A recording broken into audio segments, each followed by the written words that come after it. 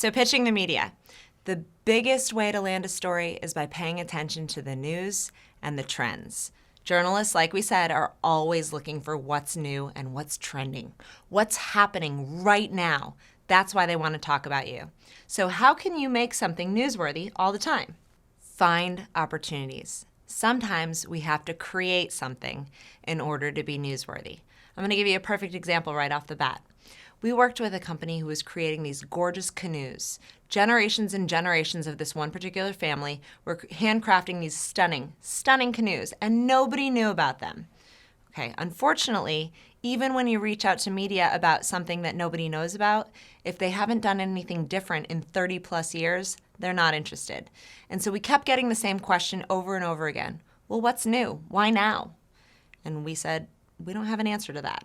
So we went back to the client, and this was at the time where eco-friendly was everywhere. Everybody wanted something green. And we said, can we do something eco-friendly? Perhaps there's a wood or a paint that we could use. Perhaps we could create an eco-friendly canoe. And so sure enough, the client was willing to work with us, and they created an eco-friendly canoe. They only created one of them. And we got that beautiful canoe photographed, and we talked about the wood that it was made with and the paint that it was made with and why it was eco-friendly. And do you know, since we created that new canoe, we landed full-page stories in Southern Living, in Men's Journal, in Cowboys and Indians. All of a sudden, national media wanted to talk to us. And it wasn't necessarily that they wanted to feature the new eco canoe. The new eco canoe got us the foot in the door.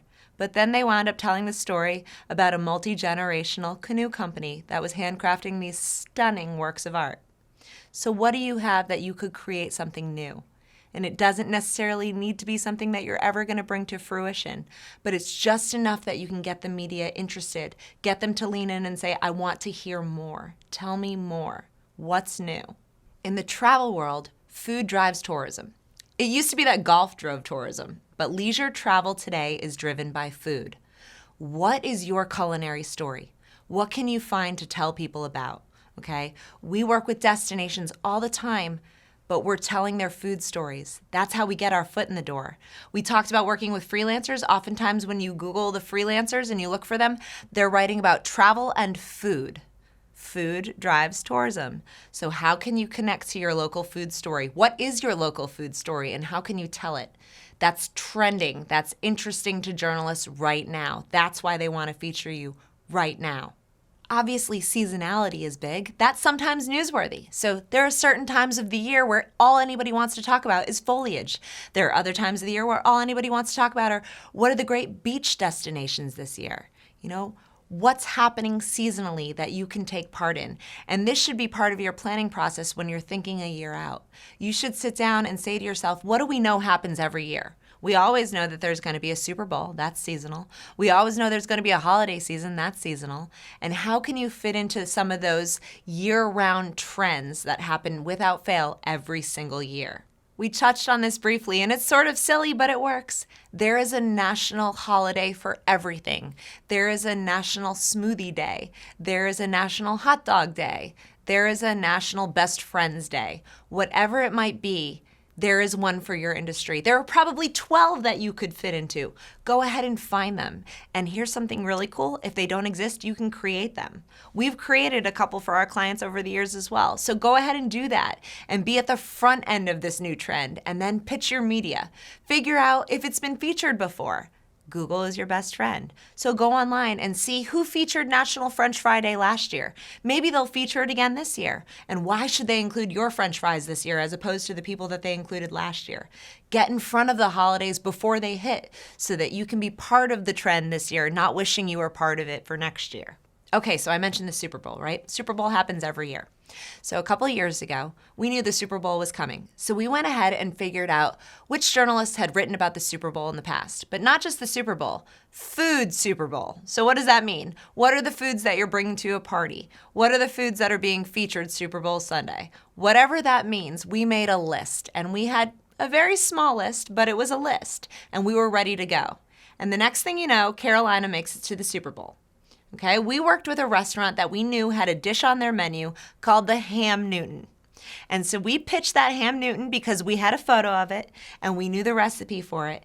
And we went to those food journalists that we knew had covered Super Bowl dishes in the past and said, now that Carolina's in the Super Bowl, do you want to feature this dish in any roundup that you're working on? And sure enough, the ham Newton was the first dish featured on a Food and Wine online story about great Super Bowl dishes. On a similar note, juicing became a really big trend a couple of years ago. And so we were working with a new concept, a new restaurant that was a juicery. Well, getting a juicery featured in national media is hard, okay? Especially if it's located in a city that's not one of the major cities where there's a ton of foot traffic. So we met with the editors of Food and Wine and they said to us, look, we love it, but we don't just feature a restaurant opening in that capacity. So maybe you could offer us some tips. Maybe it could be the 7 things that you didn't know you could juice before and include really different, unusual ingredients that the general consumer at home had no idea were part of juicing. And so that's exactly what we did. And so the owner of the juicery went ahead and put together those tips, and we sent that to Food and Wine, and sure enough, the article was published along with a great mention of the new store opening. There you go. There are certain events that only happen once or maybe twice in a lifetime, and a total eclipse is one of them. And we had the opportunity in one of the destinations that we work with to be part of a total eclipse experience. And this was the most newsworthy of the newsworthy events that you can get, right? So we knew we had to capitalize on this, and we started months in advance. But let me tell you what we did that was a little bit different. Rather than reaching out to the typical television producers or reporters, we said, this is an eclipse. Who does this fall under? This is weather. So we went to the meteorologists at the major national networks and we said to them, we know this is your Super Bowl. This is the day that you're going to be more excited about than any others. We know it's only February and this isn't happening until August. We know that nobody else in your newsroom is paying attention to this eclipse just yet because they're more worried about what's happening tomorrow than they are 6 months from now. But we know it's on your radar and we want to invite you to come experience the total eclipse here and watch it here with us. Well, sure enough, we were able to get Fox and Friends to send their national meteorologist because she was the one that we reached out to. She was the one that went to her producers and said, please let me cover this. Please let me go and be part of this experience. And so we wound up with 7 national television segments on Fox and Friends because we reached out to the meteorologist rather than just going to the traditional reporters and producers. So be creative in who you're reaching out to and pay attention to why and when and how. So your worksheet for today. I want you to create a timely pitch for your business. Why now? What's newsworthy that you have going on? And if the answer is nothing, I want you to create something. What can you create that's new and exciting? What can you put out there that's happening in a couple of months that you need somebody to feature at a very specific time? What's right now?